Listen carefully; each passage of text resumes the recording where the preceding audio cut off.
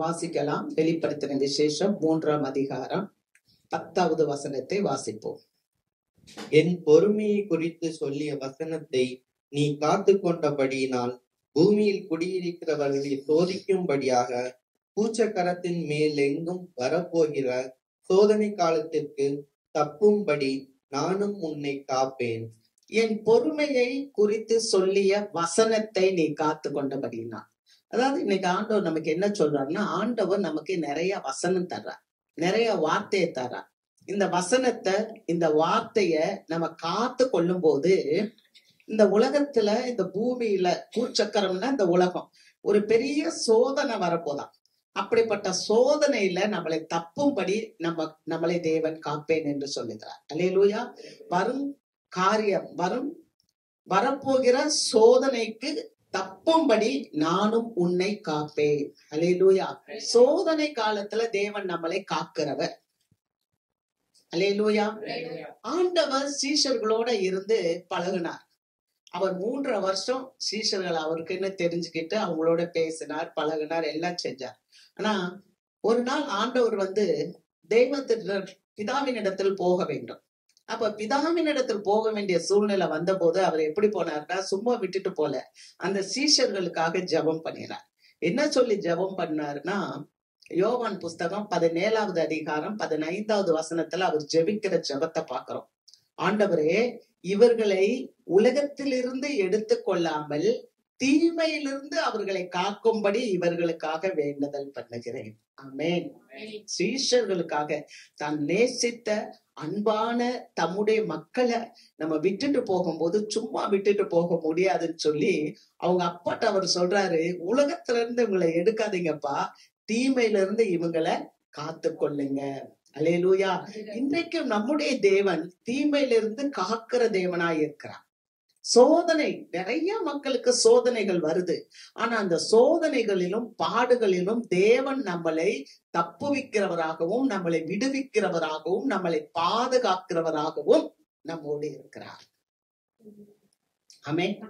சோதனை நேரத்துல, வேதனை நேரத்துல, பாடுகளின் நேரத்துல, உபத்திரவத்தின் நேரத்துல தேவன் நம்மளை பாதுகாக்கிறவராய், விடுவிக்கிறவராய், தப்புவிக்கிறவராய் நம்மோட இருக்கிறார். அல்லேலூயா. சரி, அப்ப இந்த சோதனை அப்படின்னு சொல்லும் போது இங்க இந்த வசனத்தை பாக்குறோம் இல்லையா? இந்த வசனம் எப்ப சோதனைனா, உலகத்துல கடைசி நாட்கள்ல வர்ற சோதனை. கடைசி நாட்கள் அப்படின்னா பயங்கரமான உபத்திரவம் வரும். அதாவது வேதத்துல சொல்லுது, இதுவரை சொல்லப்பட்டிராத கொடிய உபத்திரவங்கள் வரும். எப்ப? கடைசி காலத்துல. அப்ப என்னன்னா, ஒரு மிருகம் எழுந்திருக்கும். அந்த மிருகத்தை தான் வேதத்துல அந்தி கிறிஸ்துன்னு சொல்லுவாங்க. அந்த அந்தி கிறிஸ்துவ வணங்க சொல்லுவான். அப்படி வணங்காதவங்களுக்கு கொடிய உபத்திரவங்கள் வரும். அல்லேலூயா. ஆக அதத்தான் இந்த இடத்துல நம்ம பாக்குறோம். கடைசி காலத்துல கொடிய உபத்திரவம் வரும், அப்பெல்லாம் சோதனைக்கு தப்பும்படி காப்பேன். ஆனா இப்ப நமக்கு சோதனை இருக்கு. என்ன விதமான சோதனை? நமக்கு விசுவாச சோதனை. என்ன தெரியுமா? நம்ம வாழ்க்கையில வருகிற சில காரியங்களை பார்க்கும்போது நம்ம பயந்து, நம்முடைய நம்பிக்கை, விசுவாசம், ஆண்டவர் மேல இருக்கிற விசுவாசம், உறுதி, ஆண்டவர் மேல இருக்கிற நம்பிக்கை நமக்கு என்ன பண்ணுதுன்னா தளர்ந்து போகுது. ஆண்டவர் இருக்கிறாரா? ஆண்டவர் இருந்தா எங்களுக்கு ஏன் இப்படி எல்லாம் நேரிடுது? ஏன் இந்த மாதிரி ஆனா ஆண்டவர் இருக்கிறார். அதனாலதான் இந்த வேதம் சொல்லுது, என்ன சொல்லுது? என் பொறுமையை குறித்து சொல்லிய வசனத்தை நீ காத்து கொண்டபடியினாலே. இந்த பொறுமையை குறித்து சொல்லிய வசனம் இருக்குல்ல, இத திருவிவிலியம் அந்த வார்த்தை சொல்லப்பட்டிருக்கு, மன உறுதியை கொடுக்கிற வசனம். அல்லேலூயா.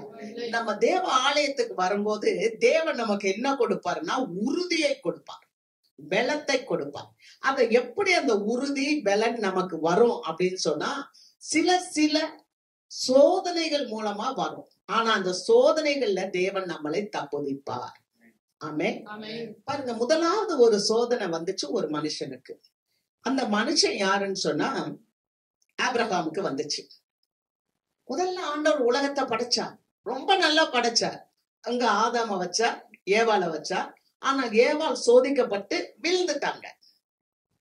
என்ன பண்ணிட்டாங்க? தோத்து போயிட்டாங்க. அவங்க சோதனையில தோத்து போயிட்டாங்க. ஆண்டவர் சொன்னார், இந்த மரத்தின் கனியை புசிக்காதேன்னு சொன்னார். ஆனா சாத்தான் வந்து சொன்னா, ஐயோ இந்த மரத்தின் கனியை நீ புசிச்சா நீயும் ஆண்டவர் மாதிரி ஆயிருவ, நீ சாப்பிடு அப்படின்னு அந்த பிசாசு ஏவாளை ஏமாற்றினான். அப்ப இந்த ஏவாள் அந்த பழத்தை பார்க்கும்போது அது அழகா இருக்கு, புசிக்கிறதுக்கு டேஸ்டா இருக்கு, அதை பார்க்கிறதுக்கு இன்பமா இருக்கு இல்லையா? அப்ப இன்னைக்கு நிறைய காரியங்கள், கண்கள்ல கவர்ச்சி, புசிக்கிறதுக்கு சாப்பாடு ருசி இல்லையா அப்படின்னு சாப்பிட்டாங்க. அப்ப அவங்க வீழ்ந்து போயிட்டாங்க. அதுக்கப்புறம் நோவா வந்தார். நோவாவை ஆண்டவர் ஜலப்பிரளயத்துல இருந்து காப்பாற்றினார். அந்த உலகத்தையே தண்ணீர்னால அழைச்சார். ஆனா நோவாவையும் நோவா குடும்பத்தையும் அவர் காப்பாற்றினார். ஆனா நோவா என்ன பண்ணிட்டாரு, அவங்க மக்கள் எல்லாம் தனக்காக பட்டணங்களை கட்டி அப்படியே இருந்துட்டாங்களே ஒழிய அவங்க ஆண்டவருக்காக ஆண்டவருடைய சித்தத்தை செய்ய பரவி போகல. அதனால ஆண்டவர் இப்ப என்ன பண்ணார்னா, ஒரு மனுஷனை கூப்பிட்டார். ஒரு மனுஷன், தனி மனுஷனை கூப்பிட்டார். அவர் தான் ஆபிரகாம். அந்த ஆபிரகாம கூப்பிட்டவர், ஆபிரகாம்கிட்ட அவனை பத்தி உங்களுக்கு எல்லாத்துக்கும் தெரியும். ஆபிரகாமுக்கு 75 வயசுல ஆபிரகாம கூப்பிடுறார். உன் இனத்தையும் உன் வீட்டையும் தகப்பன் வீட்டையும் விட்டு நான் உனக்கு காண்பிக்கும் தேசத்துக்கு போன்னு சொல்றார். அவன் எல்லாத்தையும் விட்டுட்டு அவன் மனைவியோட அவன் ஒரு இடத்துக்கு வர்றான். அப்படி வரும்போது ஆண்டவர் அவனை ஆசீர்வதிக்கிறான். ஏறக்குறைய 75 வயசுல அந்த இடத்துக்கு வர்றான்.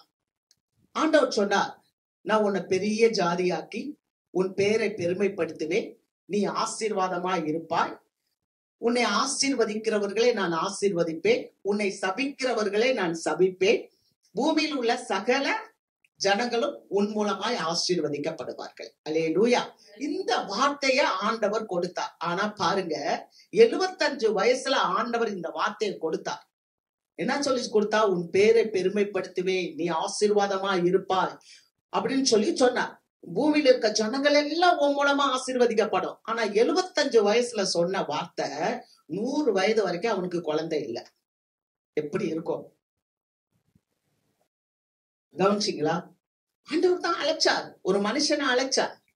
ஆனா அந்த மனுஷன் 25 ஆண்டுகள் காத்திருக்க வேண்டியதா இருந்துச்சு.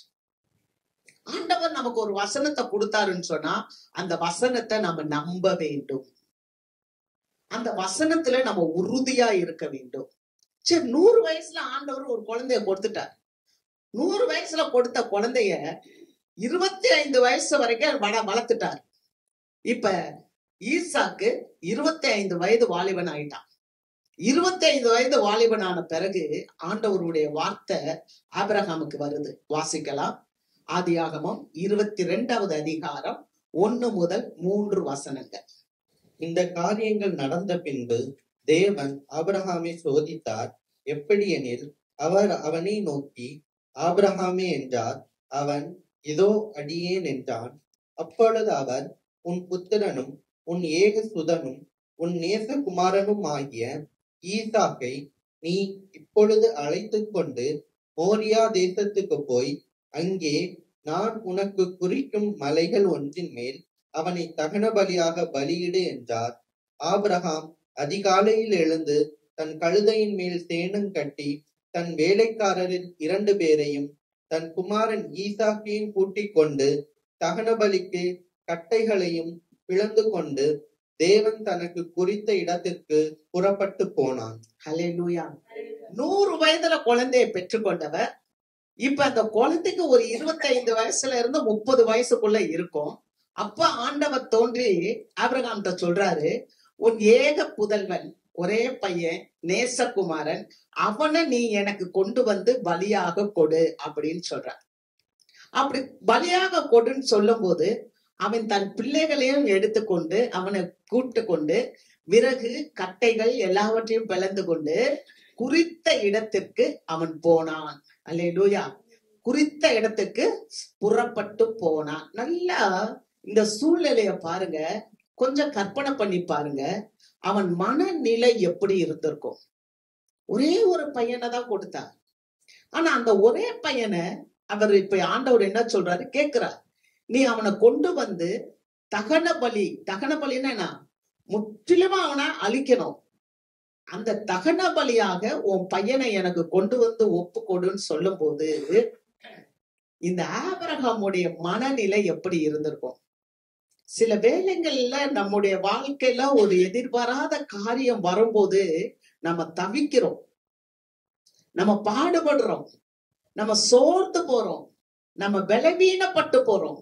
ஆனா இப்படிப்பட்ட சூழ்நிலைகளில இது மாதிரி உள்ள தேவ மனிதர்களுடைய வாழ்க்கையை நாம் காணும் போது ஒரு உன்னத பலன் நம்மை நிரப்புகிறது. அல்லேலூயா. முதலாவது நாம் அறிந்து கொள்ள வேண்டும். என்ன அறிந்து கொள்ள வேண்டும் என்றால், நம்ம வாசிக்கலாம் சங்கீதம் 66வது அதிகாரம் 7வது வசனத்தை நாம் வாசிப்போம். அவர் தம்முடைய வல்லமையினால் என்றென்றைக்கும் அரசாளுகிறார். அவர் தமது வல்லமையினால் என்றென்றைக்கும் அரசாளுகிறார். அவருடைய கண்கள் ஜாதிகள் மேல் நோக்கமாய் அவருடைய கண்கள் ஜாதிகள் மேல் நோக்கமாய் இருக்கிறது. துரோகிகள் தங்களை உயர்த்தாதிருப்பார்களாக. துரோகிகள் தங்களை உயர்த்தாதிருப்பார்களாக. அல்லேலூயா. நல்லா கவனிச்சு பாருங்க, அங்க வசனம் சொல்லுது, ஆண்டவர் என்றென்றைக்கும் ஆளுகை செய்கிறார். நம்ம இந்த உலகத்துல பாக்குறோம்ல, ஆளுகை 5 வருஷத்துக்கு ஒருக்கா மாறிக்கொண்டே இருக்கும். ஆனால் ஆண்டவராகிய தேவன் என்றென்றைக்கும் ஆளுகை செய்கிறவர். நீங்களும் நானும் பரலோகத்தின் குடிகளாய் இருக்கிறபடியினால் உங்களையும் என்னையும் ஆளுகை செய்கிறவர் ஆண்டவர். அல்லேலூயா. இந்த ஆண்டவருக்கு வல்லமை உண்டு. இந்த ஆண்டவர் சர்வ வல்லமை உள்ளவர். இந்த ஆண்டவர் தான் உலக ராஜாக்களை ஏற்படுத்துகிறவர். வேதத்துல வாசிக்கிறோம், இந்த ஆண்டவர் தான் ராஜாக்களை தள்ளி ராஜாக்களை ஏற்படுத்துகிறவர். அல்லேலூயா. அப்ப இவ்வளவு பெரிய சர்வ வல்லமை உள்ள தேவன் தான் இந்த முழு உலகத்தையும் ஆண்டு கொண்டிருக்கிறார் என்பதை நாம் உணர்ந்து கொள்ள வேண்டும். இரண்டாவது, அவருடைய கண்கள் அவருடைய ஜாதிகள் மேல் நோக்கமாய் இருக்கிறது. ஜாதிகள் என்று சொன்னால் உங்க மேலையும் ஏன் மேலையும் கர்த்தருடைய கண்கள் பார்த்து கொண்டு இருக்கிறது. நீங்க எந்த சூழ்நிலையில இருக்கிறீங்க, எப்படிப்பட்ட பாதையில கடந்து போறீங்க, எந்த விதமான நெருக்கத்துல இருக்கிறீங்க என்பதை தேவனுடைய கண்கள் கண்டுகொண்டு இருக்கிறது. அதனாலதான் உபாகமம் புஸ்தகம் 4வது அதிகாரம் 7வது வசனத்தை நம்ம வாசிக்கும் போது, கர்த்தரை தொழுது கொள்ளும் போதெல்லாம் தேவனை இவ்வளவு சமீபமாய் பெற்ற பெரிய ஜாதி ஏது? அல்லேலூயா. அப்ப நீங்களும் நானும் தான் ஒரு பெரிய ஜாதியா இருக்கிறோம். ஏன்னா ஆண்டவராகிய தேவனை சமீபமா வச்சிருக்கிறோம். அல்லேலூயா. அவர் உலகத்தையே ஆளுகை செய்கிறவர். உலகத்தையே ஆளுகை செய்கிற அந்த கர்த்தரை நம்ம சமீபமா, நம்ம கிட்டக்க அவரை பார்க்கும்படி நம்ம ஆவியில, நம்ம சிந்தையில, நம்ம உணர்வுகள்ல, நம்ம எண்ணங்கள்ல அவரை வச்சிருக்கிறதுனால அவருடைய கண்கள் நம்ம மேல நோக்கமா இருக்கிறது. ஆகவே அடுத்து அந்த சங்கீத ஆசிரியர் சொல்லுகிறார், துரோகிகள் தங்களை உயர்த்தாதிருப்பார்களாக. ஏன்னா தேவ பிள்ளைங்க மேல தேவனுடைய கண்ணு இருக்கிறது. தேவ பிள்ளைகளை கர்த்தர் சிதறடிக்க மாட்டார். தேவ பிள்ளைகளை கர்த்தர் கைவிட மாட்டார். தேவ பிள்ளைகளை கர்த்தர் கண்ணோக்கி பார்க்கிறார். அல்லேலூயா. கர்த்தருக்கு மகிமை. இதை நாம் உணர்ந்து கொள்ளணும். இப்ப இந்த ஆபிரகாமுக்கு வாழ்க்கையில ஒரு சோதனை வந்துருச்சு. என்ன விதமான சோதனை? உன்னுடைய ஏகசுதன், உன்னுடைய ஒரே புத்திரன், உன்னுடைய நேசகுமாரன். ஆனா அந்த நேசகுமாரனை நீ எனக்கு கொண்டு வந்து தகன பலியா கொடு அப்படின்னு சொல்லும் போது, அங்க வசனத்தை வாசிக்கிறோம், அவன் எப்படி புறப்பட்டு போனான்? தேவன் தனக்கு குறித்த இடத்திற்கு அவன் புறப்பட்டு போனான். ஆண்டவர் ஸ்பெசிபிக்கா சொன்னாரு, நீ மோரியா மலையில போய் உன் பையனை தகன பலி இடு. இப்படி போகிறதற்கு, இந்த அளவு கீழ்ப்படுகிறதற்கு அந்த ஆபிரகாமுக்கு என்ன காரியம் அவனுக்கு இருந்தது? அல்லேலூயா. அப்படி ஒரு வார்த்தைக்கு உடனே கீழ்ப்படுகிறதுக்கு ஆபிரகாமுக்கு என்ன ஒரு காரியம் அவனை உந்தி தள்ளியது அப்படின்னு சொன்னா, தேவனுடைய வார்த்தை. தேவனுடைய வார்த்தை சொன்னது, பூமியில் உள்ள வம்சமெல்லாம் உனக்குள் ஆசீர்வதிக்கப்படும் என்று ஆண்டவர் ஆபிரகாமை ஆசீர்வதித்தார். அல்லேலூயா. முத அந்த 75 வயசுல கூப்பிடும் போது, நான் உன்னை பெரிய ஜாதியாக்கி உன்னை பெருமைப்படுத்துவேன், உன் பேரை பெருமைப்படுத்துவேன், நீ ஆசீர்வாதமாய் இருப்பாய், உன்னை சபிக்கிறவர்களை நான் சபிப்பேன், உன்னை ஆசீர்வதிக்கிறவர்களை நான் ஆசீர்வதிப்பேன், பூமியில் இருக்கிற வம்சங்கள் எல்லாம் உனக்குள்ள ஆசீர்வதிக்கப்படும். அல்லேலூயா. அப்படிப்பட்ட சூழ்நிலையிலையும் நல்லா கவனிங்க, இந்த ஆபிரகாம் ஆண்டவரோடு தன்னுடைய வார்த்தைய உறுதிப்படுத்துகிறார். நீங்க 15வது அதிகாரமா, ஆதியாகமம் 15வது அதிகாரம் 4வது வசனத்தை வாசிப்போம். அப்பொழுது கர்த்தருடைய வார்த்தை அவனுக்கு உண்டாகி, இவன் உனக்கு சுதந்திரவாளி அல்ல, உன் கர்ப்ப பிறப்பாய் இருப்பவனே உனக்கு சுதந்திரவாளி ஆவான். அல்லேலூயா. ஆபிரகாம் ஆண்டவர் கொடுப்பார் என்று சொல்லும் போது 100 வயது வரை காத்திருக்க முடியாம அவர்கள் ஆபிரகாமுடைய மனைவியினுடைய தூண்டுதலினாலே ஆபிரகாம் வீட்டில இருந்த வேலைக்காரியாகிய ஆகார் மூலம் ஒரு குழந்தையை பெற்றுவிட்டார். அந்த குழந்தை இப்பொழுது வளர்ந்து பெருசா இருக்கு, இஸ்மவேல். ஆனா ஆண்டவர் சொல்றார், நான் உனக்கு ஒரு குழந்தையை தருவேன். அப்ப இவன் கேட்கிறான் போய், ஆண்டவரே எனக்கு ஒரு குழந்தை இருக்கே, ஒரு கர்ப்ப பிறப்பு இருக்கே, அதுதான் என் வீட்டின் சுதந்திரவாளியா அப்படின்னு கேட்கும் போது ஆண்டவர் மீண்டும் உறுதிப்படுத்தி கொடுக்கிறார், இப்போது இருக்கிற இந்த குழந்தை உனக்கு சுதந்திரவாளி அல்ல, உன் கற்பத்தில் பிறக்கிறதே உனக்கு சுதந்திரவாளியா இருக்கும். அல்லேலூயா. சொல்றார். அப்படின்னு சொல்லும் போது அந்த வார்த்தையை இவன் நம்புறான். அல்லேலூயா. தேவனுடைய வார்த்தை எப்படி இருக்குது தெரியுமா? நம்ம வார்த்தையை வாசிக்கிறோம். சங்கீதங்களின் புஸ்தகம் 33வது அதிகாரம் 4வது வசனம். கர்த்தருடைய வார்த்தை உத்தமமும் அவருடைய செய்கை எல்லாம் சத்தியமுமாய் இருக்கிறது. கர்த்தருடைய வார்த்தை உத்தமம், உண்மை உள்ளது, அவருடைய செய்கை எல்லாம் சத்தியம் உள்ளதாய் இருக்கிறது. சத்தியம் என்றால் நம்பிக்கைக்கு உரியதாய் இருக்கிறது. அல்லேலூயா. ஆண்டவருடைய வார்த்தை சும்மா வீட்டுல போடுறது இல்ல. நம்ம ஆலயத்துக்கு வரும்போது ஆண்டவர் நமக்கு ஒரு வார்த்தையை கொடுக்கிறார்னா அந்த வார்த்தைக்குள் ஜீவன் இருக்கிறது, அந்த வார்த்தைக்குள் வல்லமை இருக்கிறது, அந்த வார்த்தைக்குள் மகத்துவம் இருக்கிறது. அந்த வார்த்தையை நம்ம நம்பும் போது ஆண்டவர் நம்முடைய வாழ்க்கையில பெரிய காரியங்களை செய்கிறார். அல்லேலூயா. அப்ப அந்த வார்த்தை எப்படிப்பட்ட வார்த்தையா இருக்கான்? அது உத்தமமான வார்த்தை. ஆண்டவர் சொன்ன, நீ கொண்டு வந்து கொடு, உத்தமமான வார்த்தை. இரண்டாவது, அந்த வார்த்தை எப்படிப்பட்ட வார்த்தை? சத்தியமான வார்த்தை. நீ நம்ப வேண்டும். யாரை நம்பணும்? உலகத்தை உண்டாக்கின ஆண்டவரை நம்பணும். அல்லேலூயா. அவர் சொன்னார், பூமியில இருக்க வம்சங்கள் எல்லாம் உனக்குள் ஆசீர்வதிக்கப்படும். கர்த்தர் இந்த காலவெளியில இந்த இடத்துல அவர் உலாவி கொண்டே இருக்கிறார். அல்லேலூயா. கர்த்தர் நம்மளை ஆசீர்வாதமாய் வைத்திருக்கிறார். ஆமென். அவருடைய ராஜ்யத்துக்கு நீங்களும் நானும் ஆசீர்வதிக்கப்பட்டவர்கள். அல்லேலூயா. நம் மூலமாகத்தான் இந்த பூமியில இருக்க சகல மனிதர்களும் ஆசீர்வதிக்க போறார்கள். அல்லேலூயா. அந்த ஆசீர்வாதத்தை கொடுத்தவர் ஆபிரகாமின் குமாரனாகிய இயேசு கிறிஸ்து. அல்லேலூயா. ஆபிரகாமின் குமாரனாகிய இயேசு கிறிஸ்து தான் இந்த உலகத்துக்கு முழுமைக்கு அவர் இரட்சகராய் வந்து பிறந்தார். அந்த இரட்சகராகிய இயேசு கிறிஸ்துவை நீங்களும் நானும் விசுவாசிக்கிறதுனாலதான் இந்த இடத்துல அவருடைய பிள்ளைகளாக நாம் கூடி வந்திருக்கிறோம். அல்லேலூயா. அப்ப நமக்குள்ள ஆண்டவர் இன்றைக்கு சொல்லுகிற காரியம், அந்த ஈசாக்க கொண்டு போய் ஆண்டவரிடத்துல ஒப்பு கொடுக்கும் போது ஆண்டவர் அங்கே மகிமைப்படுகிறத பார்க்கிறோம். அல்லேலூயா. அவன் வார்த்தையை நம்பி போனான். எந்த வார்த்தை? ஈசாக்கை ஆண்டவர் ஆசீர்வதிப்பார், முழு உலகமும் ஈசாக்கு உடைய சந்ததியில தான் ஆசீர்வதிக்கப்படும் என்பதை இந்த ஆபிரகாம் விசுவாசித்தான். நம்ம வேதத்துல வாசிக்கும் போது, யோவான் எழுதுற நற்செய்தி நூல் 4வது அதிகாரத்துல வாசிக்கும் போது நீங்க 49ல பார்க்கும்போது ஒரு ராஜாவின் மனுஷன் இயேசு கிட்ட வர்றான். இயேசுவானவர் எங்க இருக்கிறாருன்னா, இப்ப அவர் ஒரு ஊர்ல இருக்கிறார். இவன் கப்பர்நகூம்ல இருந்து வர்றான். கர்த்தருக்கு மகிமை. கப்பர்நகூம்ல இருந்து இப்ப ஆண்டவரை தேடி கலிலியா பக்கத்துல வர்றான். அப்ப இயேசு ஒரு இடத்துல இருக்கிறாரு.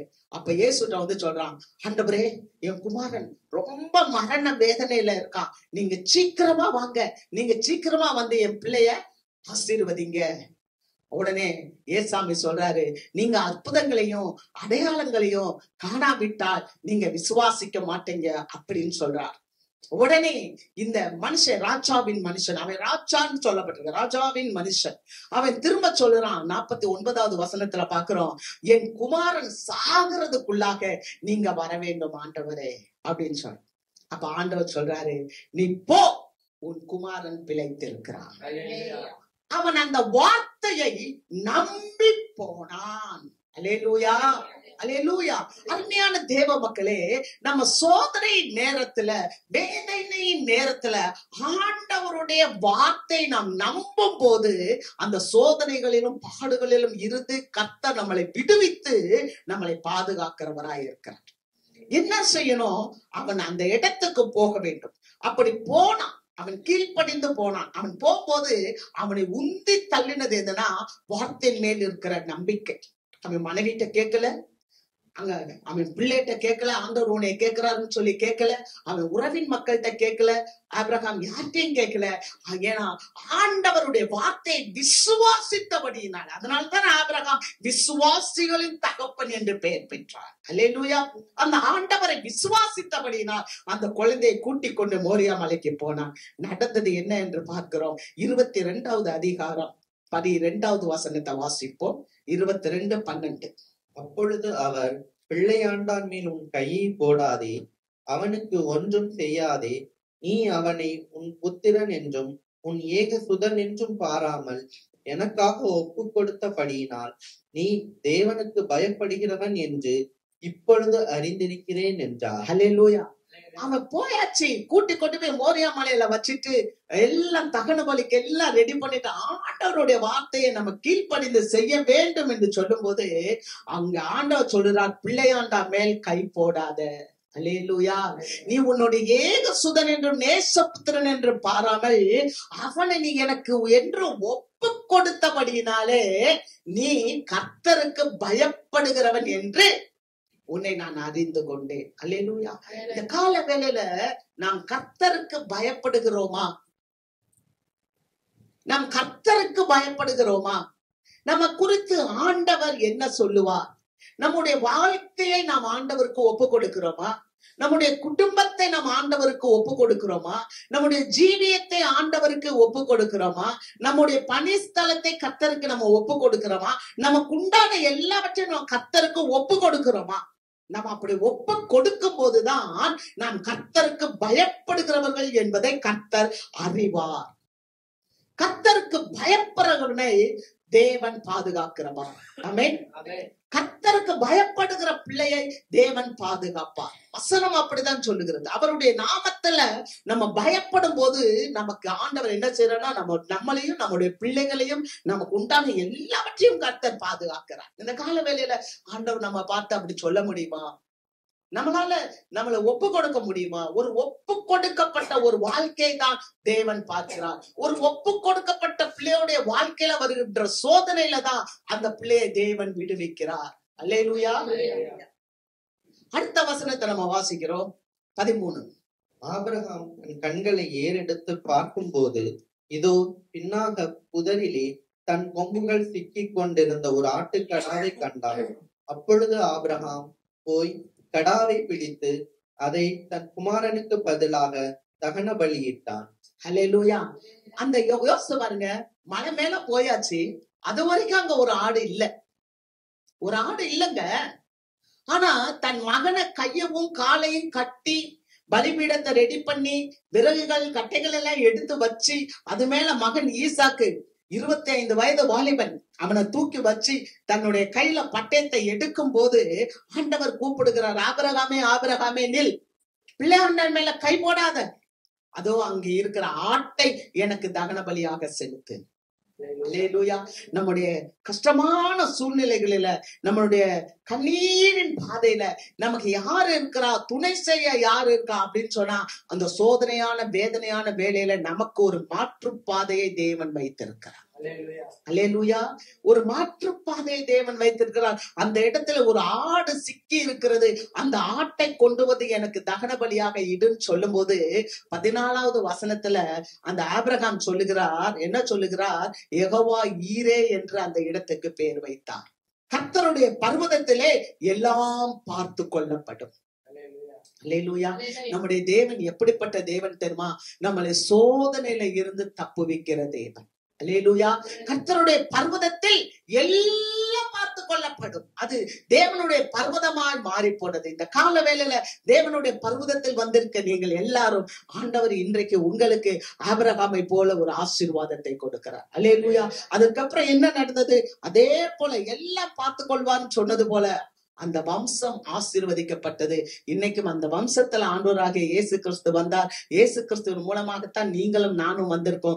எதற்காக வந்திருக்கோம்? தேவனுடைய நாமத்தை மகிமைப்படுத்துவதற்காக. அல்லேலூயா. அகில உலகமும் ஆண்டவருடைய பிள்ளைகளால் நிரப்பப்பட வேண்டும். அல்லேலூயா. அல்லேலூயா. சரி, ஒருவேளை நீங்க கேட்கலாம், ஏன் இந்த சோதனை? ஏன் இந்த சோதனை? ஆண்டவர் அவருடைய பிள்ளைகளை புடமிடுகிறார். ஆண்டவர் அவருடைய பிள்ளைகளை புடமிடுகிறார். நம்ம வாழ்க்கையில பரீட்சை என்பது இல்லைன்னா, ஒரு பரிசோதனை என்பது இல்லைன்னு சொன்னா, நீங்க யோசித்து பாருங்க. உன் பையனை கொண்டு வந்து எனக்கு பலி செலுத்துன்னு சொன்ன பிறகுதான் இந்த ஆபிரகாம் எப்படிப்பட்டவன் என்பதை தேவன் உணர்ந்து கொண்டார். அல்லேலூயா. ஆபிரகாம் நம்ம நேசிக்கிறானா அல்லது நம்ம கொடுத்த காரியங்களை நேசிக்கிறானா? அவர்தான் நமக்கு பிள்ளைகளை கொடுத்தார். அவர்தான் நமக்கு வேலையை கொடுத்திருக்கிறார். அவர்தான் நமக்கு பதவியை கொடுக்கிறார். அவர்தான் நமக்கு எல்லாமே, பணத்தை கொடுக்கிறார், சொத்தை, எல்லாமே. ஆனா ஒரு பரிசோதனை என்பது என்னன்னு சொன்னா, அதன் மூலமாக தேவன் நாம் யார் என்பதை அவர் தெரிந்து கொள்கிறார். அல்லேலூயா. அதனாலதான் அங்க வசனம் சொல்லுது என்னன்னா, என்னுடைய வார்த்தைக்கு நீ எப்படி மனசுல வச்சு நீ கீழ்ப்படுகிறியோ, அப்ப இந்த பூமி மேல வர்ற சோதனைக்கு நான் உன்னை தப்பும்படி காப்பேன். அல்லேலூயா. அவருடைய வார்த்தையை நம்ம மனசுல வச்சு அந்த வார்த்தையின் மூலமாக நம்ம இருக்கும் போது தைரியமாக இருக்கலாம். எப்படிப்பட்ட உபத்திரவத்துல போனாலும் தேவன் நம்மோடு கூட இருக்கு. அல்லேலூயா. கர்த்தர் அவருடைய ஜனத்தை புடமிடுகிறார். புடமிடுகிறார் அப்படின்னா என்ன அப்படின்னு சொன்னா, தூய்மைப்படுத்துகிறார். அந்த தூய்மை எப்படி நடக்கும்னு சொன்னா, ஒரு பொருள் இருக்கு, ஒரு தங்கம் இருக்கு அல்லது வெள்ளி இருக்கு. இந்த உலோகங்களை எல்லாம் நெருப்புல வச்சுதான் அதை சுத்திகரிப்பாங்க. பொன்னையும் வெள்ளியையும் எப்படி எதை வச்சு சுத்திகரிப்பாங்க? நெருப்புல வச்சு சுத்திகரிப்பாங்க. நம்ம வாசிக்கிறோம் பாருங்க, நீதிமொழிகள் புஸ்தகம் 27வது அதிகாரம் 21வது வசனம். வெள்ளிக்கு குகையும் பொன்னுக்கு புடமும் சோதனை, மனுஷனுக்கு அவனுக்கு உண்டாகும் புகழ்ச்சியே சோதனை. வெள்ளிக்கு குகையும் பொன்னுக்கு புடமும் சோதனை. அதுலதான் சோதனை பண்ணி அதை பியூரிஃபைட் ஆக்குவாங்க, சுத்திகரிப்பாங்க. ஆனா மனுஷனுக்கு என்ன சோதனை தெரியுமா? அவனுக்கு உண்டாகும் புகழ்ச்சியே சோதனை. ஒரு மனுஷன் எப்போதுமே புகழ்ச்சியை விரும்புவான்.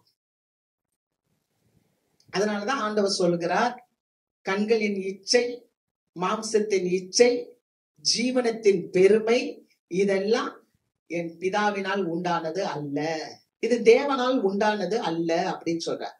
ஒரு மனுஷனை கீழே தள்ளணும்னா அவனை புகழ்ந்தா போதும். அதனாலதான் சாலமோன் ஞானி சொல்றார், ஒரு மனுஷனுக்கு என்ன சோதனை அப்படின்னு சொன்னா, அவனை புகழ்ச்சி புகழ்றாங்க பாருங்க. யார் புகழ்வாங்களோ அவங்கதான் அவங்கள கால்வாரி விடுவாங்க. அல்லேலூயா. நம்மளை யாரு புகழ்றானோ அவன் தான் நம்மளை என்ன பண்ணுவான்? காலவாரி விடுவான். அப்ப நம்ம கவனமா இருக்கணும். கர்த்தருக்கு மகிமை. பாருங்க, ஒரு மிகப்பெரிய செல்போன் உடைய ஓனர், செல்போன் கம்பெனியினுடைய ஓனர், மிகப்பெரிய கம்பெனி, அதுதான் இன்னைக்கு டாப் லெவல்ல இருக்கு. அந்த ஓனர் ஒரு நாள் அவருக்கு என்ன ஆயிடுச்சுன்னா, ஒரு தீராத வியாதி வந்துருச்சு. ஒரு தீராத வியாதி வந்த போது அவர் மரண படுக்கையில போய் படுத்தார். அப்படி அவர் மரண படுக்கையில படுக்கும் போது அவர் சொல்றார், என்ன சொல்றாருன்னா, அவர் அந்த வேலையில இருக்கிற வரைக்கும் அப்படியே அந்த தொழிலாளர்கள் எல்லாம் அவ்வளவு வேலை வாங்குவார். ஒரு ரெஸ்ட் கொடுக்க மாட்டார். வேகம் அப்படி எல்லாத்தையும் வேலை வாங்குற இது ரொம்ப கடினமா அவர் எல்லாரையும் நடத்துறது. அவரும் வாழ்க்கையில எல்லாம் டாப்ல வரணும். ஆனா அந்த தீராத வியாதி படுக்கையில அவர் படுக்கும் போதுதான் அவர் தன்னை குறித்து சிந்திக்கலாம். அப்படி சிந்திக்கும் போது அவர் சொல்றாரு, ஒரு சாதாரண ஒரு கடிகாரம் கட்டினாலும், ஒரு 10 லட்சம் ரூபாய்க்கு உரிய கடிகாரம் கட்டினாலும் நேரம் ஒரே மாதிரி தான் காண்பிக்குது. அதை உணர்ந்து கொண்டார். அல்லேலூயா. அதுக்கப்புறம் அவர் சொல்றாரு, ஏக்கர் கணக்குல வீடு இருக்கிறத காட்டிலும் சும்மா படுத்து உறங்க இருக்கிற ஒரு கொஞ்சம் ஸ்கொயர் ஃபீட் இல்லையா, ஒரு 1000 ஸ்கொயர் ஃபீட்டுக்குள்ள இருக்கிறது நமக்கு போதுமானது அப்படின்றத அவர் உணர்ந்தார். எப்ப? மரணப்படுக்கையில இருக்கும் போது.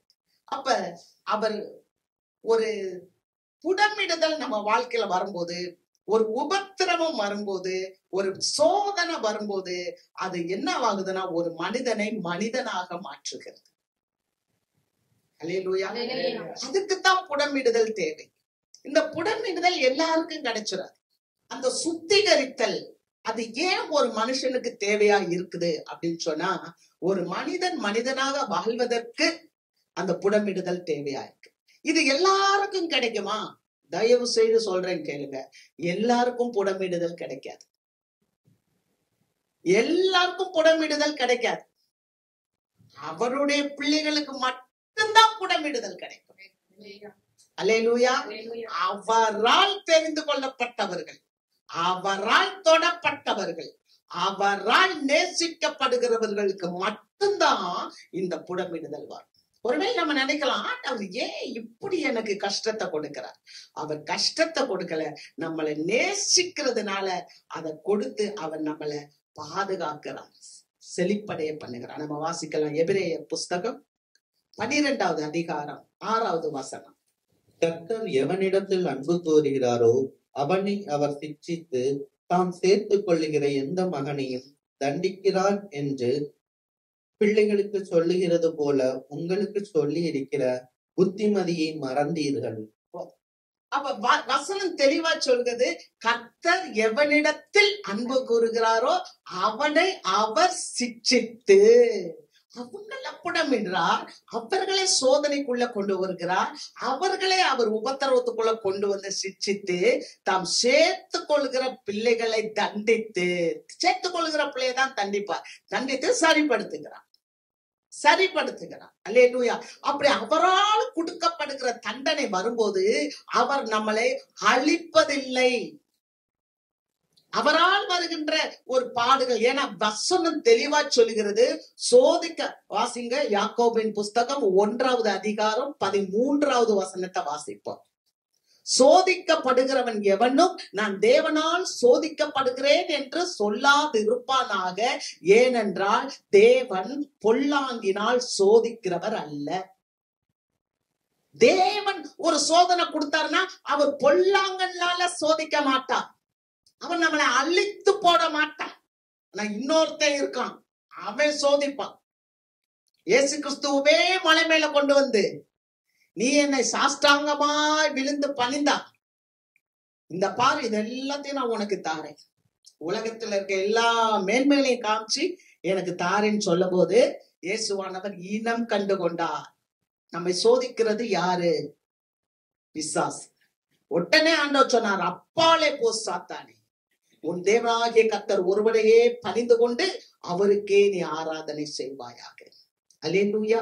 அப்ப ஆண்டவர், ஏன்னா பிசாசு யாருன்னா அவன் திருடன், அவன் திருடவும் கொல்லவும் அழிக்கவும் வருகிறானே அன்றி வேறொன்றுக்கும் வரான். ஆனால் ஆண்டவருடைய அந்த டெஸ்டிங் என்னன்னா, அவர் பொல்லாங்கு செய்கிறவர் அல்ல, அவர் தண்டிக்கிறார், அவர் சிட்சித்து தண்டிக்கிறார். அப்படி தண்டிக்கும் போது தேவ பிள்ளைங்க சோர்ந்து போவோம். பாத்தீங்களா, அப்பா என்னப்பா என் வாழ்க்கையில இவ்வளவு சோதனை. ஆனா பாவத்துல இருக்கிறவங்க ஆண்டவர் கிட்ட வரவே முடியாது.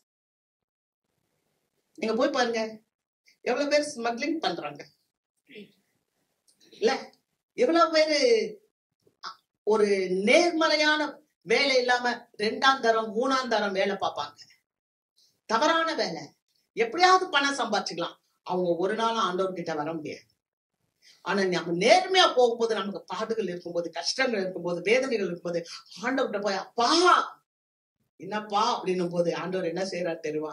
நம்ம வாசிக்கலாம். ஏசாயா புஸ்தகம் 40வது அதிகாரம் 29வது வசனம்.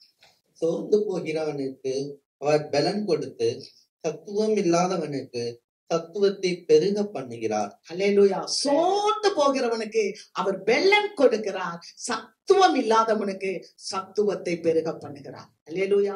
அப்பா தண்டிக்கிறீங்க, என்னால முடியல, என்னால போக முடியலப்பா, என்னால முன்னேறி செல்ல முடியலன்னு ஆண்டவர்கிட்ட சொல்றீங்களா? அப்பவே ஒரு சார்ஜரை நமக்குள்ள ஏத்திடுறாரு. அல்லேலூயா. அப்பவே ஒரு சார்ஜர், ஒரு செல்போனுக்கு எப்படி சார்ஜ் பண்ணாதான் பேச முடியுமோ அப்படி ஒரு சார்ஜர், ஒரு பெலனை நமக்கு கொடுத்து அப்படியே நம்மள புஷ் பண்ணிடுறார், முன்னால போக வைக்கிறார். அல்லேலூயா. சோர்ந்து போகிறவனுக்கு அவர் பெலன் கொடுத்து சத்துவம் இல்லாதவனுக்கு, வல்லமை இல்லாதவனுக்கு பவர், அந்த வல்லமையை கொடுக்கிறார். அல்லேலூயா. எப்படி நம்ம ஒரு பேட்டரி கார், இப்பெல்லாம் வர்றது பேட்டரி கார் தான், இப்பெல்லாம் வர்றது பேட்டரி வண்டி தான். ஆனா அந்த வண்டிக்கு நம்ம என்ன பண்ணணும்? பேட்டரியை சார்ஜ் பண்ணணும். அந்த சார்ஜ் பண்ணனா அந்த வண்டி வேகமா ஓடும். அது மாதிரி ஆண்டவர் சமூகத்துல போய் நிக்கும் போது ஆண்டவர் உங்களை என்னை சார்ஜ் பண்ணி புஷ் பண்ணிடுறார். அல்லேலூயா. அப்ப அந்த புடமிடுதல் என்பது என்னத்துக்காகனா அவரை போல மாற்றுவதற்காக. ஆமென். ஒரு தூய்மையாக்குகிறதற்காக. ஒரு வெள்ளியை புடமிடும் போது, ஒரு பொண்ணை புடமிடும் போது எப்படி அது ஜொலிக்கிறதோ அது போல தேவ பிள்ளைகள் இந்த உலகத்துல ஜொலிக்க வேண்டும். அல்லேலூயா. நீங்களும் நானும் இந்த உலகத்துல ஜொலிக்க வேண்டும். அவருடைய பிள்ளைகள் என்பது அப்படியே இந்த உலகத்தார் பார்க்கும்போது ஜொலிக்கணும். அதற்காக தேவன் நம்மள வச்சிருக்கார். 3வது ஒரு காரியம் பாருங்க. ஆண்டவர் சோதனை நேரத்துல நம்மளை தப்புவிக்கிறவர் மாத்திரமல்ல, நம்மளை உயர்த்துகிறவர். அல்லேலூயா. சோதனை நேரத்துல தப்புவிக்கிறவர் மாத்திரமல்ல, நம்மளை உயர்த்துகிறவர். வாசிக்கலாம். ஏசாயா 63, ஏசாயாவின் புஸ்தகம் 63வது அதிகாரம் 9வது வசனம். அவர்களுடைய எல்லா நெருக்கத்திலும் அவர் நெருக்கப்பட்டார். அவருடைய சமூகத்தின் தூதனானவர் அவர்களை ரட்சித்தார். அவர் தமது அன்பின் நிமித்தமும் தமது பரிதாபத்தின் நிமித்தமும் அவர்களை மீட்டு பூர்வ நாட்களில் எல்லாம் அவர்களை தூக்கி சுமந்து வந்தார். அல்லேலூயா. அவர்களுடைய எல்லா நெருக்கத்திலும் அவர் நெருக்கப்பட்டார். நம்மள ஆண்டவர் சோதிக்கிறார் அல்லது ஒரு ட்ரையல்ல போறோம்னு சொன்னா நம்மள அப்படியே விட்டுற மாட்டார். நான் அடிக்கடி உங்கள்கிட்ட சொல்லுவேன், நீங்க நினைச்சு பாருங்க, இந்த சபையில பழைய விசுவாசத்துல நீங்க இருப்பீங்கன்னா உங்களுக்கு தெரியும். நீங்க பழைய சாதத்தை சாப்பிடுறீங்கன்னா ஏசாமி உங்க பாத்திரத்துக்குள்ள கை போட்டு அவர் சாப்பிடுறார். சொல்லியிருக்கேனா? நீங்க பிரியாணி சாப்பிடுறீங்கனாலும் ஏசாமி அவருடைய கைய போட்டு உங்க கூட உட்கார்ந்து சாப்பிடுறார். யாராவது தனிமையா இருக்கேன்னு சொல்ல முடியுமா? அல்லேலூயா. நம்ம ஏசப்பா நம்ம கூடயே இருக்கு. அவர்களுடைய நெருக்கத்துல அவரும் நெருக்கப்பட்டார். அவர் தமது தூதனை அனுப்பி, சமூகத்தின் தூதனானவர் அவர்களை ரட்சித்தார். அவரே நேரடியாக வந்து ஒவ்வொரு தடவையும் அந்த இஸ்ரவேல் ஜனங்களை பாதுகாத்தார். அவர்கள் எகிப்தில இருந்து புறப்பட்டு கானான் தேசம் வர்ற வரைக்கும் அந்த 40 வருஷமாக ஆண்டவர் அவர்களை பாதுகாத்தார். எல்லா நெருக்கத்திலும் அவர் நெருக்கப்பட்டார். அல்லேலூயா.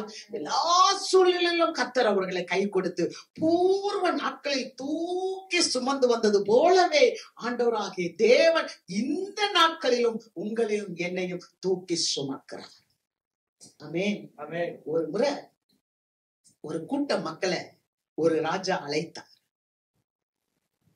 அந்த ஊர்ல இருக்க அனைத்து மக்களையும் ராஜா அழைத்து அவர்களை ஒரு இடத்துல உட்கார வச்சு நாதஸ்வரம், கச்சேரி, பல பாடல் எல்லாம் நடக்குது. சந்தோஷமா மக்கள் இருக்கிறாங்க. எல்லாரும் வாங்க அப்படின்னு சொல்லி ஒரு அழைப்பை கொடுத்தவர் திடீரென்று சொல்லுகிறார், ஒரு பொற்சிலையை நிறுத்தி வைத்து இந்த சிலையை இங்க வந்திருக்கிற எல்லாரும் பணிந்து கொள்ள வேண்டும் என்று சொல்லுகிறார். நல்லா யோசித்து பாருங்க. எல்லாம் வந்தவங்க எல்லாம் பெரிய பெரிய ஆளுங்க, அதிகாரத்தில் உள்ளவர்கள், ஆளுநர்கள், அதிகாரிகள், எல்லாம் டிஸ்ட்ரிக்ட் கலெக்டர்ஸ் தான், பெரிய பெரிய ஆட்கள் தான் அந்த இடத்துல வந்திருக்காங்க. அதே சமயத்துல பெரிய பெரிய பணக்காரர்கள் எல்லாரும் அந்த இடத்துல வந்திருக்காங்க. கர்த்தருக்கு மகிமை. கவனிங்க கவனிங்க, எல்லாரையும் ஆண்டவர் அழைத்தார். மன்னிக்கணும், எல்லாரையும் அந்த ராஜா அழைத்தார்.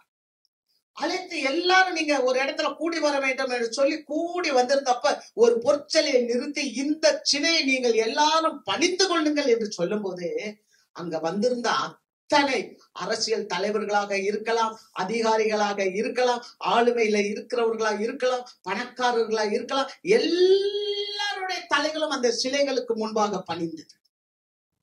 அதை பணிந்து வணங்கினார்கள்.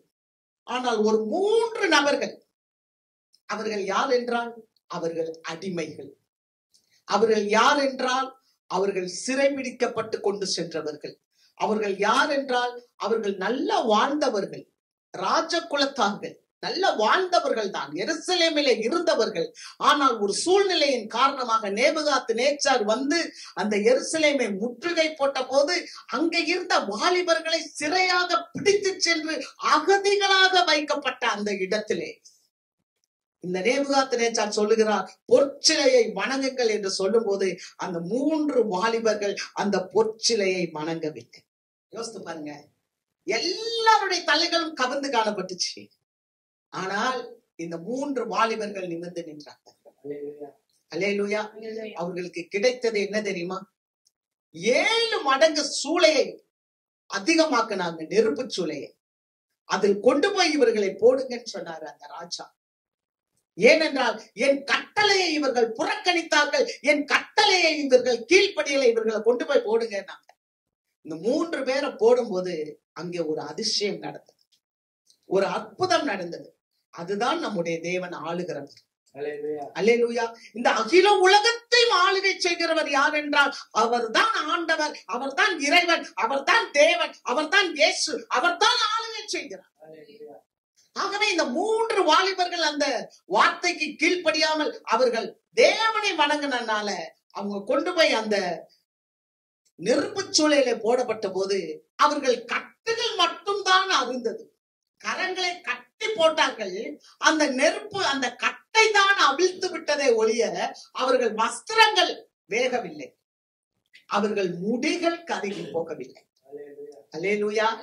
இதை பார்த்தால் அந்த நேபுகாத் நேச்சார், அந்த அரசன், ஐயோ 3 பேரை அல்லவா நான் இந்த சூளைக்குள்ளே போட்டேன், ஆனால் அவர்கள் மத்தியிலே இன்னொருவர் தேவகுமாரனுக்கு ஒப்பாய் ஒருவர் உலாவுகிறாரே என்று சொல்லி அதிர்ந்தார், பயந்தார், எழுந்தார், ஆண்டவரை ஸ்தோத்தரித்தார். அல்லேலூயா, அல்லேலூயா. உடனடியாக அவருக்கு ஒரு நடுக்கம். அப்படியே அவர்களை அந்த 3 எதிரேய வாலிபர்களை வெளியே கொண்டு வந்தாங்க. அவர்களுக்கு ஒரு சேதமும் இல்லை. கர்த்தருக்கு மகிமை. அதற்கடுத்து அங்க என்ன நடந்தது தெரியுமா? அதுதான் வசனம். ஏன்னா ஆண்டவர் என்ன சொல்றாருன்னா எல்லா நெருக்கங்களிலும் அவன் நெருக்கப்படுகிறான். அல்லேலூயா. எல்லா நெருக்கங்களிலும் அவர் நெருக்கப்படுகிறார். ஒருவேளை அதனாலதான் நம்ம சங்கீதம் 66 வாசித்தோம், நாம் தண்ணீரையும் தீயையும் கடந்து வந்தோம். செங்கடலை கடந்தார்கள், நெருப்பு சூளையை கடந்தார்கள். ஆனால் கடைசியாக வாசிக்கிறோம், செழிப்பான இடத்திலே எங்களை கொண்டு வந்தீர். அல்லேலூயா. கர்த்தர் நம்மளை செழிப்பான இடத்துக்கு தான் நடத்துகிறவர். அங்கே நடந்தது என்ன? தானியேல் புஸ்தகம் 3வது அதிகாரம் 28, 29 வசனங்கள். அப்பொழுது நேபுகாத் நேச்சார் வசனித்து சாத்ராக், மேஷாக், ஆபேத்நேகோ என்பவர்களுடைய தேவனுக்கு ஸ்தோத்திரம், அவர்கள் தங்களுடைய தேவனை தவிர வேறொரு தேவனை சேவித்து பணியாமல் அவரையே நம்பி ராஜாவின் கட்டளையை தள்ளி தங்கள் சரீரங்களை ஒப்பு கொடுத்ததினால் அவர் தமது தூதனை அனுப்பி தம்முடைய தாசரை விடுவித்தார். அல்லேலூயா. தங்களுடைய தேவனை தவிர வேறே தேவர்களை சேவிக்கல, வேறே தேவர்களை பணிந்து கொள்ளவில்லை. அல்லேலூயா. ஆண்டவராகிய இயேசு கிறிஸ்துவ பிதாவாகிய தேவன் தான் ஒப்பு கொடுத்தார். நீங்க நினைச்சுக்க கூடாது இயேசு கிறிஸ்துவ பரிசேயர்களும் சதுசேயர்களும் வேதபாரகர்களும் ரோம அரசாங்க மக்களும் தான் கொலை செய்தார்கள் என்று நினைக்க கூடாது. அவரை கொலை செய்ய வேண்டும் என்பதற்காகத்தான் இயேசுவையே தேவன் அனுப்பினார். அல்லேலூயா. ஆக தேவன் அவர் சொல்லுகிறார், இயேசு சொல்லுகிறார், அதை கொடுக்கவும் எனக்கு உரிமை உண்டு, அதை எடுத்துக்கொள்ளவும் எனக்கு உரிமை உண்டு என்று சொல்லுகிறார். அல்லேலூயா. ஏனென்றால் ஒவ்வொரு தேவ மனுஷனும் தேவ பிள்ளையும் தேவனுடைய கட்டுப்பாட்டிலும் தேவனுடைய ஆளுகையிலுமே இருக்கிறார்கள். அல்லேலூயா. ஆக இந்த இயேசு கிறிஸ்துவை ஒப்பு கொடுக்க போகும்போது பிலாத்து கேட்கிறார், அந்த ரோம நாட்டினுடைய அந்த அதிபதி கேட்கிறார், உன்னை விடுவிக்கவும் உன்னை தப்புவிக்கவும் எனக்கு அதிகாரம் உண்டு என்று நீ நம்புறாயா? இயேசுவை பார்த்து கேட்கிறாரு. ஒரு பெரிய ரோம அரசாங்க அதிபதி அவர் கேட்கிறார், உன்னை தப்புவிக்க உன்னை விடுவிக்க எனக்கு முடியும் அப்படின்றத நீ நம்புறியான்னு கேட்கும்போது இயேசுவானவர் சொல்லுகிறார், பரத்திலிருந்து உனக்கு ஒரு அதிகாரத்தை கொடுக்காவிட்டால் யாதொரு அதிகாரமும் உனக்கு என்னிடத்தில் இல்லை. அல்லேலூயா. கிறிஸ்தவ பிள்ளைகள் ரட்சிக்கப்பட்டிருக்க வேண்டும், விசுவாசிகள் ரட்சிக்கப்பட்டிருக்க வேண்டும், ஊழியக்காரர்கள் ரட்சிக்கப்பட்டிருக்க வேண்டும். நம்முடைய காரியம் பிதாவின் இடத்தில் தேவனிடத்தில் இருக்கிறது. அல்லேலூயா. இன்னைக்கெல்லாம் உலகம் ஒண்ணு செய்யறாங்கன்னா அதுக்கு பின்னாலேயே போறது இல்ல. உலகத்துக்கு ஒத்த வேஷம் தெரியாமல் நன்மையும் புதியதும் தேவனுடைய சித்தம் இன்னதென்று பகுத்து அறியத்தக்கதாக உங்கள் உள்ளம் புதிதாகிறதுனாலே நீங்கள் மறுரூபமாகுங்கள் என்று பவுல் ரோமர் 12:2 சொல்லுகிறார். அல்லேலூயா. உலகத்துக்கு ஒத்த வேஷம் அல்ல. சோதனை நேரத்துல நீங்களும் நானும் காப்பாற்றப்பட வேண்டும் என்றால் தேவனுக்கு பிரியமாய் நடக்க வேண்டும். தேவனுடைய வார்த்தை நாம் காத்துக்கொள்ள வேண்டும். அல்லேலூயா. ஏன்னா வேதம் சொல்லுகிறது, ஒருவரும் கிரியை செய்யாத ஒரு நாட்காலம் வரப்போகுது. அதுக்குள்ள நம்ம தேவனுடைய வார்த்தை பிடித்துக் கொள்ள வேண்டும், அதிலே ஸ்திரப்பட வேண்டும், அதிலே சீர்பட வேண்டும், அதிலே நிலைத்து நிற்க வேண்டும். இந்த எபிரேய வாலிபர்கள் என்ன செஞ்சாங்க? அந்த ஒரு காரியத்துக்கு ராஜாவின் கட்டளையை தள்ளி அவர்கள் தங்கள் சரீரத்தை ஒப்பு கொடுத்தார்கள். அப்படி ஒப்பு கொடுக்கும் போது தேவன் தமது தாசரை அதிலிருந்து விடுவித்தார். தாசர் என்று சொன்னால் தமது ஊழியர்களை அதிலிருந்து விடுவித்தார். அல்லேலூயா. கர்த்தருக்காக நிற்கிற ஒரு பிள்ளை தேவனுடைய ஊழியக்காரங்க. நீங்க பாருங்க, ஆண்டவர் சொல்றார், யாரெல்லாம் ரட்சிக்கப்படக்கூடும் அந்த சீஷர்கள் தங்களிடத்த பெரிய அதிகாரத்தை வச்சிருந்தாங்க. அதனால சீஷர்கள் சொன்னாங்க, நாங்க போனோம், பிசாசுகள் எல்லாம் எங்களுக்கு அடிபணியுதுன்னு சொன்னாங்க. அப்ப ஆண்டவர் சொன்னாரு, நான் வானத்திலிருந்து பிசாசு மின்னல போல கீழே விழுகிறத பார்த்தேன்பா. நீங்க அற்புதம் செய்யறதுனால ஒண்ணுமே இல்ல, நீங்க பிசாச துரத்துறதுனால இல்ல, நீங்க மற்றவங்களை குணமாக்குறதுனால இல்ல, அதெல்லாம் ஒரு பெரிய காரியம் இல்ல. உங்களுடைய நாமங்கள் பரலோகத்தில் எழுதப்பட்டு இருக்கிறதற்காக ஸ்தோத்திரம் பண்ணி. அல்லேலூயா. இன்னைக்கு பெருசா ஒவ்வொரு விசுவாசியும் அல்லது ஒவ்வொரு ஊழியக்காரர், நான் இதை செஞ்சேன், நான் அதை செஞ்சேன், பிசாசு ஓடட்டும், நீங்க சொன்னாலும் ஓடும். ஆமென், ஆமென். ஏன்னா இயேசுவின் நாமத்துல எல்லாம் ஓடும். பேய்கள் ஓடும், வியாதிகள் தீரும். எத்தனை பேர் ஆமென் சொல்றீங்க? அல்லேலூயா. அதனால நீங்க ஏமாந்து போயிடக்கூடாது. ஐயோ அங்க போறோம், அதெல்லாம் நடக்குது, நீங்க சொல்லு பாருங்க, நடக்கும். ஏன்னா கடந்த வாரமே பார்த்தோம், விசுவாசத்துல நடக்கிற அடையாளத்தை பார்த்தோம் போன வாரம். அப்ப இயேசுவின் நாமத்துக்கு எல்லாம் ஓடும். ஆனா உன்னுடைய பெயர் ஜீவ புஸ்தகத்துல எழுதியிருக்கா? ஜீவ புஸ்தகத்துல எழுதியிருந்தா மட்டும்தான் பரலோகத்துக்கு போக முடியும். யாரெல்லாம் தேவனுடைய ஊழியக்காரவங்க ஊழியம் செய்யறீங்க, ஏதாவது ஒரு விதத்துல உனக்கு ஜெப ஊழியம் இருக்கா, உனக்கு பிரசங்கம் பண்ற திறமை இருக்கா, அல்லது உனக்கு பாடுற திறமை இருக்கா? எதுக்கு நம்ம சொல்றோம்? ஏன்னா அவங்க பேர் ஜீவ புஸ்தகத்துல எழுதிருக்கு. வீட்டுல போய் படிச்சு பாருங்க, பிலிப்பியர் 4வது அதிகாரத்தை. அல்லேலூயா. நீங்க யாரெல்லாம் போக மாட்டாங்க, யார் பேரெல்லாம் அதுல இருக்காது? 3 குரூப் ஆஃப் பீப்புள் இருக்க மாட்டாங்க பரலோகத்துல, அல்லது ஜீவ புஸ்தகத்துல இருக்க மாட்டாங்க. யாரு தெரியுமா? தீட்டானவர்கள். தீட்டானவர்கள் யாருன்றத நீங்க மார்க் 7வது அதிகாரத்தை வீட்டுல போய் படிங்க. தீட்டானவங்க இருக்க மாட்டாங்க, அருவருப்பானவங்க இருக்க மாட்டாங்க, பொய் பேசுறவங்க இருக்க மாட்டாங்க. இவங்க எல்லாம் ஜீவ புஸ்தகத்துல இருக்க மாட்டாங்க. ஜீவ புஸ்தகத்துல உங்க பேரும் என் பேரை எழுதி காட்டினா பரலோகத்துக்கு போக முடியாது.